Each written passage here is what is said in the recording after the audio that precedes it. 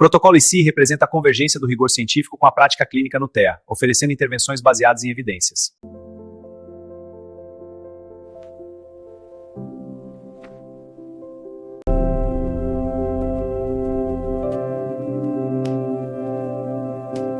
Olá! Nessa análise, a gente vai desvendar o raciocínio por trás de um plano terapêutico para atrasos no desenvolvimento.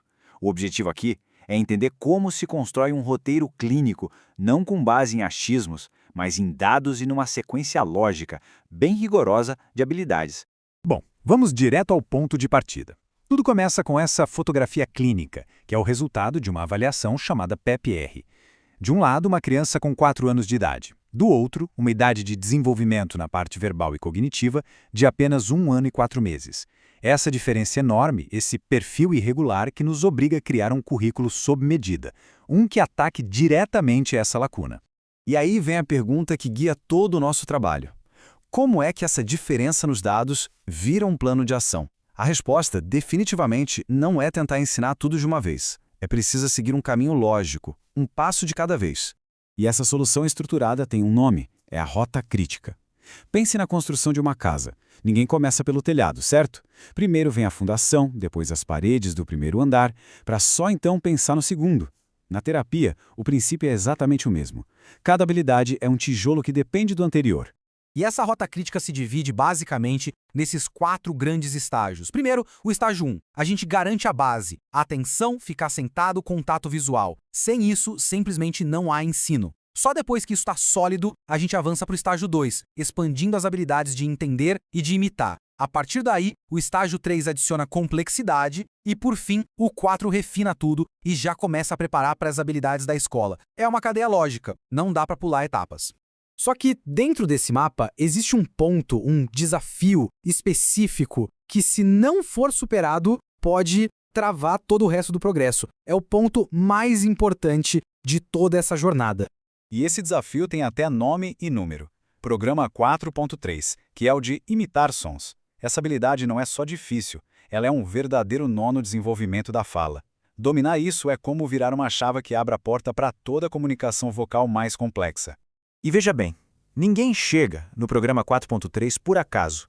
Como supervisor clínico, sei que é inútil sequer tentar ensiná-lo sem garantir esses 3 pilares antes. A criança precisa já saber produzir sons com alguma função, precisa saber imitar os movimentos da boca e, o que é crucial, manter o contato visual para conseguir ver o modelo do terapeuta. Cada um desses é um degrau para o próximo. E aqui está a grande recompensa, o ponto central de tudo. Uma vez que o programa 4.3 está estável, o caminho se abre. A criança pode finalmente começar a usar a voz para pedir o que quer e para nomear as coisas ao redor. É um salto de qualidade gigantesco na vida dela. Certo, então já temos um mapa, já identificamos o maior desafio, mas e na prática, no dia a dia, como é que a gente ensina essas habilidades? Quais são os mecanismos por trás de cada tentativa? O trabalho se baseia em princípios científicos muito claros. De um lado, o reforço positivo. A criança faz o som certo e imediatamente ganha algo que adora. Pode ser um elogio, um brinquedo. Isso aumenta muito as chances dela repetir o acerto. Do outro lado, a gente tem a extinção. Se um comportamento inadequado era mantido por atenção, por exemplo, essa atenção é retirada. O objetivo? Diminuir a frequência desse comportamento. Mas aqui vai um alerta fundamental para qualquer equipe. Quando se aplica a extinção, é quase certo que o comportamento problemático vai piorar antes de melhorar. Isso tem nome: explosão da extinção. Parece estranho, né? Mas na verdade é um sinal de que o procedimento está funcionando.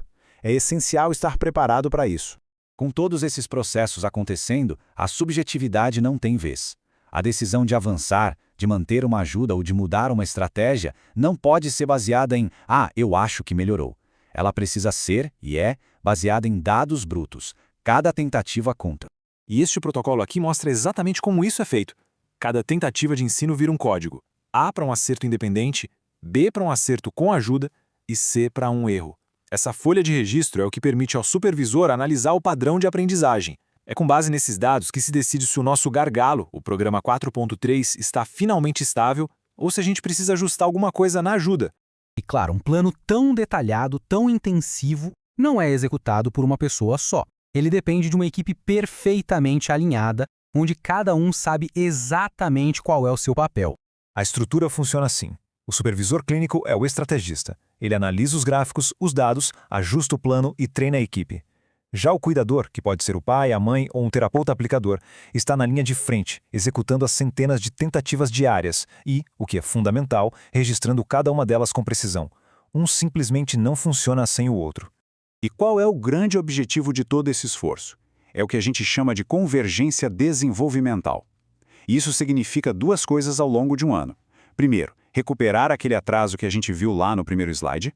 E segundo, ao mesmo tempo, garantir que a criança adquira as habilidades que são esperadas para a nova idade dela. É como correr em duas frentes ao mesmo tempo. No final das contas, a filosofia que guia todo esse processo está bem resumida nesta frase. O trabalho é intenso, sim, é incansável, mas ele precisa ser feito de um jeito motivador, agradável e, claro, ético. O objetivo maior é sempre dar à pessoa as ferramentas para que ela possa participar plenamente da sociedade. E para fechar, fica uma reflexão.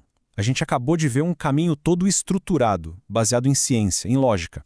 A pergunta que fica é: o que acontece quando esse caminho não existe? Qual é o custo de um ensino aleatório que não respeita pré-requisitos e que não se baseia em dados concretos?